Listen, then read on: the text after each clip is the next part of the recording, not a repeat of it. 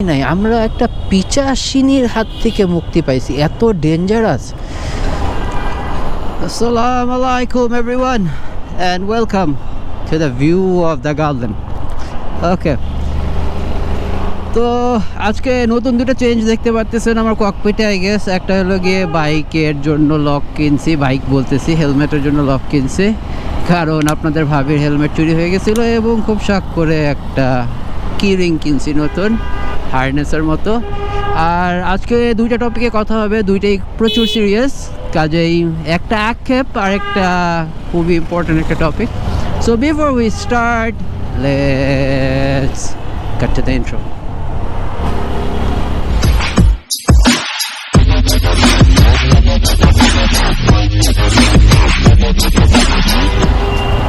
So now that you guys are back, দেখতেই পাচ্ছেন আজকে প্রচুর জ্যাম, কারণ এমন একটা অড আওয়ারে বের হয়েছি, একটার কাছাকাছি বাজে। এই সময়টায় সব স্কুল কলেজ ছুটি হয় এবং এই কারণে জ্যামটা লেগে থাকে। বাট এটা বাদে যেটা কথা সেটা হইল গিয়ে ইন্ডিয়া বাদ খুলে দিছে কোনো পূর্বসূচি ছাড়া, যেটা ইন্টারন্যাশনাল লজের এগেনস্টে, ঠিক আছে। আর তারা এক এক দিন এক এক কথা বলতেছে। ফার্স্টে বলছে বৃষ্টির কারণে নাকি বাদে তাদের ক্ষতি হয়ে যেত, এই জন্য তাদের খুলে দিতে বাধ্য হয়েছে। এগেন কেন তারা না জানিয়ে খুলছে ওয়ান। তারপর আবার বলতেছে বাদ নাকি তারা খুলে নাই, অটোমেটিক খুলে গেছে।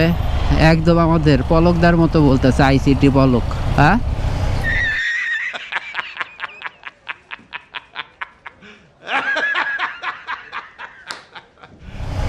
ভিপিএনের কারণে ইন্টারনেট স্লো হয়ে গেছে, সাপ ইন্টারনেটের তার খেয়ে ফেলছে, মানে উল্টাপাল্টা কথার একটা লিমিট আছে। সো নেভারদারলেস এতে যা হয়েছে, প্রচুর এলাকা বিশাল বন্যা কবলিত হয়ে গেছে। চিটাগাং, ফেনী, ওইসব এলাকায় প্রচুর খারাপ অবস্থা। আপনারা যে যেখান থেকে পারেন, যেভাবে পারেন হেল্প করবেন। আপনাদের সবার যাওয়ার দরকার নাই। ফাইন্যান্সিয়াল হেল্প হলে ফাইন্যান্সিয়াল হেল্প, কাপড় দিয়ে, খাবার দিয়ে, যেভাবে হেল্প করতে পারেন। অনেক সংস্থা হেল্প করতেছে, ওই সংস্থাগুলোর সাথে যোগাযোগ করে প্লিজ আপনাদের নিজ নিজ জায়গা থেকে ওই মানুষগুলোকে সাহায্য করেন। ওয়ান, এটা রিভেঞ্জের কারণেও হইতে পারে, ঠিক আছে, বিকজ এত বড় একটা স্বৈরাচার থেকে আমরা বের হয়েছি এবং ওই স্বৈরাচারকে তারা জায়গা দিয়েছে। এখন এটা জিও পলিটিক্সও হইতে পারে, আমি জানি না, এটা আমি বলতে চাই না, না জেনে কিছু। সো এতদিন যেই ইন্ডিয়ার নিউজ পোর্টালগুলো বলে আসতেছিল বাংলাদেশ নাকি মাইনরিটিসদের উপর অনেক অত্যাচার করতেছে, ওরা তো মাইনরিটিসের উপরেই সবচেয়ে বেশি অত্যাচারটা করলো এই পানিটা দিয়ে, এই বন্যাটা দিয়ে। চিটাগাং ফেরিতে সবচেয়ে বেশি হিন্দু আর বুদ্ধিস্টরা থাকে, ওদের অবস্থা কি আপনি চিন্তা করেন? মানে একতলা পার হয়ে গিয়ে 2 তলা উপর পানি উঠে গেছে। প্যাথেটিক, খুবই খারাপ লাগে শুনলে। আর এবার আসেন টপিক নাম্বার 2। টপিক নাম্বার 2-তে যাওয়ার আগে বলে নেই এখন কি করতেছি। এখন শান্তিনগরে একটা স্টুডেন্ট আছে, তারপরে দিলুরোর একটা স্টুডেন্ট আছে। সো আজকে ড্রাইভের উপর থাকবো। আর এই দুইটা কিনতে আসলে বেসিক্যালি গতকালকে বের হয়েছিলাম একটা হেলমেট কেনার জন্য, কারণ ওই যে বললাম আপনাদের ভাবির হেলমেটটা চুরি হয়ে গেছে, আগের ব্লগে বলা আছে সেটা।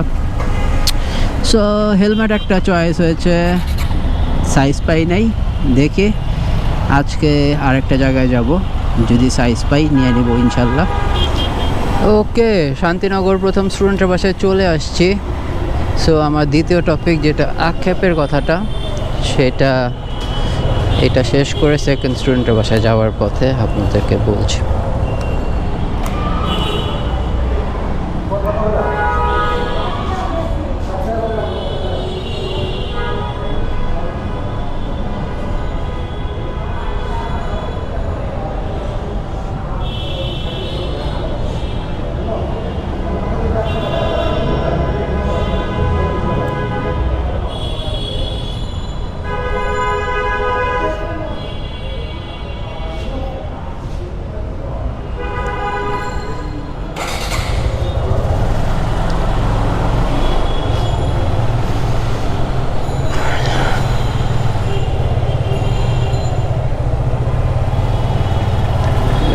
টার্নিং রেডিয়াসটা এত কম হওয়াতে জিক্সারের এই একটা সমস্যা সব রাইডাররাই ফিল করে।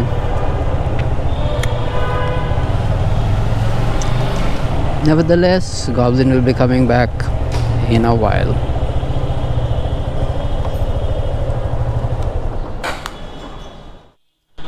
And welcome back. First student done.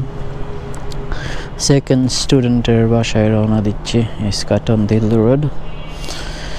So হ্যাঁ, যেটা বলতেছিলাম আমার ক্ষোভের কথা। 1 second.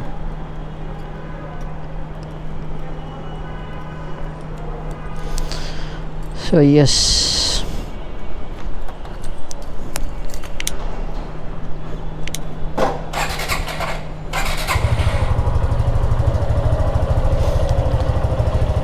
এখন যখন ফ্রিডম অফ স্পিচ আমরা সাধারণ মানুষরা এবং মিডিয়া পেয়ে গেছে, দীর্ঘ 16 বছরই বলা যায়, 16 বছর পর তো এখন অনেক নিউজ উঠে আসছে পিলখানার ব্যাপারে, এবং 2010-এ যে ফাঁসিগুলো হয়েছিল সেই ফাঁসিগুলোর ব্যাপারে, এবং এত এত ডেঞ্জারাস নৃশংসতার কথা বের হয়ে আসতেছে যে এখন ব্যাপারটা এরকম হয়ে দাঁড়াইছে যে আমি চিন্তা করতেছি এটা আমরা কোনো স্বৈরাচারের হাত থেকে মুক্তি পাই নাই, আমরা একটা পিচাসিনীর হাত থেকে মুক্তি পাইছি। এত ডেঞ্জারাস।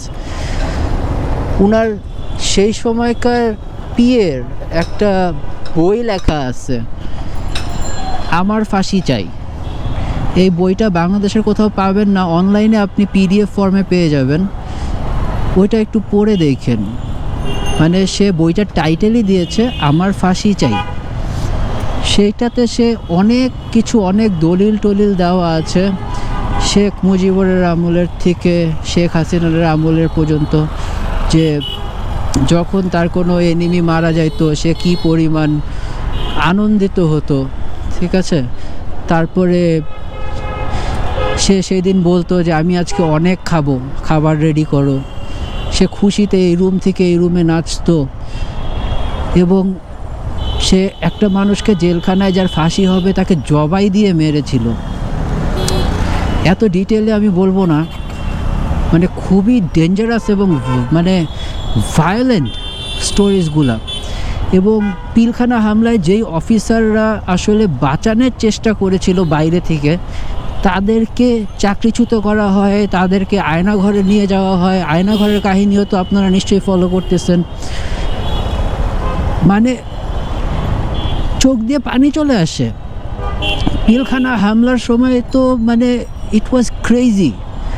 ওই অফিসাররা বলতেছে যে ইন্ডিয়া থেকে ব্ল্যাক ক্যাটস এনে এই অফিসারদেরকে মারা হয়েছে, এবং সব প্রমাণ সহ এগুলো এখন নিউজে আসতেছে। ইটস মানে আনবিলিভেবল। এগুলো সব কিছুর বিচার চাই ভাই। মানে স্বৈরাচার তো এক জিনিস, আরেকটা হলো দেশের সোনার সন্তানদেরকে একবারে ধ্বংস করে দিয়েছিল। সে পরিবারগুলোর কথা চিন্তা করেন। মাই গড, ওইসব দিনের কথা মনে করলে এখনও মানে আমার গুজবাম্পস হয়, শরীরে লোম দাঁড়িয়ে যায়।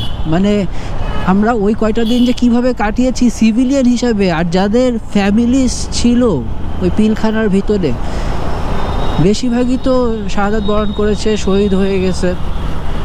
যারা বেঁচে ফিরেছে, যারা এই কাহিনীগুলো বলতে পারছে, তাদের উপর যেই টর্চার গেছে সব বের হয়ে আসতেছে। এটা যে একটা পুরা প্রি প্ল্যান ছিল, যে শেখ হাসিনা সরকারের যে একটা প্ল্যান ছিল যে 20-25 বছর থাকার জন্য তাদের ফার্স্টেই কী করতে হবে, আর্মিদেরকে গেট রিড অফ করতে হবে। আর্মিদেরকে কেমনে ধ্বংস করে দিবে। মাই গড, অমানসিক একটা ব্যাপার। দেশ যে কিসের থেকে মুক্তি পাইছে, আল্লাহ। আর সব মন্ত্রী মিনিস্টাররা দেশ ছেড়ে পালানোর জন্য একদম পুরা ব্যস্ত হয়ে উঠছে। লাখ লাখ ডলার, কোটি কোটি ডলার এক একজনের অ্যাকাউন্টে সুইস ব্যাংকে ক্যাশে পাওয়া যাচ্ছে। কন্ট্রাক্ট কিলার্স, এনফোর্সার্সদের ভিতরে, ছাত্রলীগের ভিতরে, যুবলীগের ভিতরে। ক্ষমা করবেন আমাকে, আসলে আমি আমার ইমোশন কন্ট্রোল করতে পারতেছি না আজকে। সো এটাই ছিল কষ্টের কথা। কোর্ট সিস্টেম এখনও আওয়ামী লীগের লোকজনের আন্ডারেই, বেসিক্যালি জাজরা আর কি। পুলিশরা মোটামুটি রিফর্মড, ওরা বুঝে গেছে আসলে। একটা পুলিশ তো আসলে বলেই দিছে যে আমাদের তো জনগণের বন্ধু বানানোর যে আমার একটা ব্লগ আছে, পুলিশ কি আসলে জনগণের বন্ধু। তো ওই কথাটার থেকে রেফারেন্সেই আমি বলি যে ওই পুলিশটা বলতেছিল আমাদের তো জনগণের বন্ধু বানানোর জন্য ট্রেনিংই দেওয়া হয়নি, আমাদেরকে ট্রেনিং দেওয়া হয়েছিল যে টাকা তুলে আমাদেরকে উপরে দিবি। একদম সে ডাইরেক্টলি বলছে, তার চেহারা দেখায়নি, বলছে যে আমাদেরকে জাস্ট ট্রেনিং দেওয়া হয়েছে যে টাকা তুলে আমাদেরকে উপরে দিবি। আপনি জাস্ট চিন্তা করেন, পুলিশ যাদের ছাড়া দেশ চলবে না, একটা বিপদে পুলিশ পাশে থাকলে, রাস্তায় পুলিশ দেখলে আমি সেফ ফিল করি। সেই পুলিশকে জনগণের বন্ধু থেকে জনগণের কি পরিমাণ কত বড় শত্রু বানিয়ে ফেলেছিল। একদিকে পুলিশ, একদিকে ছাত্রলীগ, একদিকে যুবলীগ, মাই গড। আর এটা কিন্তু জাস্ট কয়েনের এই পিঠ ওই পিঠ, কোনো দিকে কিন্তু ভালো না। যে আগের দলগুলোও ভালো করে গেছে এটা কিন্তু আমি বলতেছি না, কিন্তু আমি কিন্তু শেখ হাসিনাকে এখন পিচাস বলতেছি, পিচাস, কোনো স্বৈরাচার না, পিচাস। সে পিচাসের থেকে কোনো কিছু কম না। এবং মানে একটা ইন্টারভিউতে দেখতেছিলাম, এই জিনিসটা আমি খেয়াল করি নেই কীভাবে আগে আমি জানি না, তার ইলেকশন ম্যানিফেস্টোতেই ছিল যে আমি পাওয়ারে আসতে চাই বঙ্গবন্ধুর খুনিদের প্রতিশোধ নিতে, বিচার করতে না। সে আসলেই প্রতিশোধ নিতেই আসছিল। এবং যে ওই যে আপনার শাপলা চত্বরে যে হেফাজতে ইসলামের বাচ্চাগুলোকে মারা হলো, হুজুরদেরকে মারা হলো, ওরা এতিমখানার বাচ্চা ছিল দেখে আমরা নিউজেও পাই নাই। এগুলো যে সত্যি, যে মানে কর্নার করে যে ব্রাশ ফায়ার করে মাইরে লাশ গায়েব করা হয়েছে, কেমনে লাশ গায়েব করা হয়েছে এগুলাও ডিটেলে বলা হয়েছে। শুনলে আপনার মানে রক্ত জমে যাবে ঠান্ডা হয়ে। কিন্তু ওদের কোনো বাপ মা নাই, ঠিক আছে, ওদের কোনো পরিবার নাই। সো ওদের জন্য কেউ আগায় আসে নাই। আমাদেরকে ফলস ইনফরমেশন দেওয়া হয়েছে যে ওরা বাসায় ফিরে গেছে। ও খোদা, মানুষ কতটা নির্দয়ী হইলে এরকম করতে পারে। আর ইন্ডিয়া যা করতেছে তা তো কী আর বলবো। এই মুহূর্তে খালি একটা কথাই বলা আছে, please boycott India, not Indian products, ইন্ডিয়াকে বয়কট করেন। একটা কথা শেখ হাসিনা বলছিল আমাদের নাকি একমাত্র মিত্র দেশ ইন্ডিয়া। হ্যাঁ, ইন্ডিয়ার সাথে আমাদের সম্পর্ক খারাপ করার কোনো দরকার নেই, কিন্তু সম্পর্ক ভালো রাখারও কোনো দরকার নেই। পিলখানার ভিতরে যখন ব্ল্যাক ক্যাটসরা ঢুকছে হিন্দিতে কথা বলতেছিল, এগুলার ফুটেজও আছে। ফুটেজগুলো যদি পাওয়া যায় তাহলে আরও ভালোভাবে এগুলার বিচার করা সম্ভব হবে। কিন্তু বাংলাদেশের সাথে ওরা যা করতেছে, এই যে পানি ছেড়ে মানে লাখ লাখ মানুষ মেরে ফেলতেছে, কোটি কোটি টাকার ক্ষয়ক্ষতি করতেছে, ঠিক আছে, দেশটা মাত্র আবার সেকেন্ড টাইম স্বাধীন হইল, ঠিক আছে, একটা বর্বরতার থেকে। এখন আমরা মানে এটা থেকে বের হয়ে আসবো, এর মধ্যে ওরা এই কাজটা করলো। এই জাতিবাদী, কিসের জাতিবাদী, ঠিক আছে, কিসের হিন্দু, কিসের মুসলিম, কিসের খ্রিস্টান, ওরা তো সবাইকেই মারতেছে। আপনাকে মনে হয় চিটাগাং, ফেনী এগুলা কি মানে কি? ও মাই গড, খালি কি মুসলমানরাই থাকে চিটাগাং ফেনীতে? আমি ব্লগের ফার্স্ট পার্টেও প্রবলি বলছি, ওই দিকটায় মাইনরিটিজের সংখ্যা আরও বেশি, হিন্দুরা আরও বেশি থাকে ওই দিকে। তাহলে আপনি চিন্তা করেন যে ক্ষমা করে দেবেন আমাকে, আজকে একটু বেশি ইমোশনাল হয়ে গেছে। আর হ্যাঁ, এখন সেকেন্ড স্টুডেন্টের বাসায় যাচ্ছে, দেখতেই পাচ্ছেন জ্যাম আছে। জীবনযাত্রা স্বাভাবিক, ওয়েদারটা আসলে ভালো না, সারা বাংলাদেশে খুব বৃষ্টি হচ্ছে।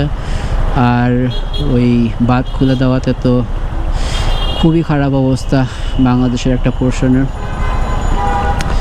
সো হ্যাঁ, আমি এই জ্যাম শেষ করে সেকেন্ড স্টুডেন্টটা শেষ করে আবার ব্যাক করতেছি।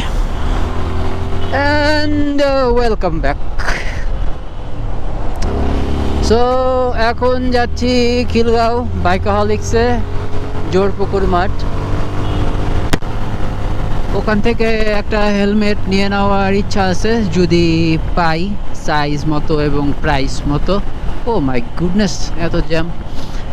আর হেলমেটটা আজকে দেখাবো না, একটা আনবক্সিং ভিডিও করার প্ল্যান আছে, দেখছি। সো আজকের ব্লগটা এখানেই জ্যামের ভিতর থেকেই শেষ করে দিচ্ছি।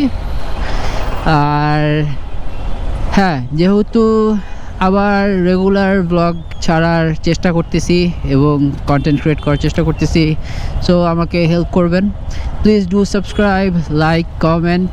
কিছু যদি ভালো লেগে থাকে, আমার কোনো কথায় যদি কষ্ট পেয়ে থাকেন, আসলে কিছুই করার নেই, এগুলো আমার মনের কথা এবং বাস্তবতা।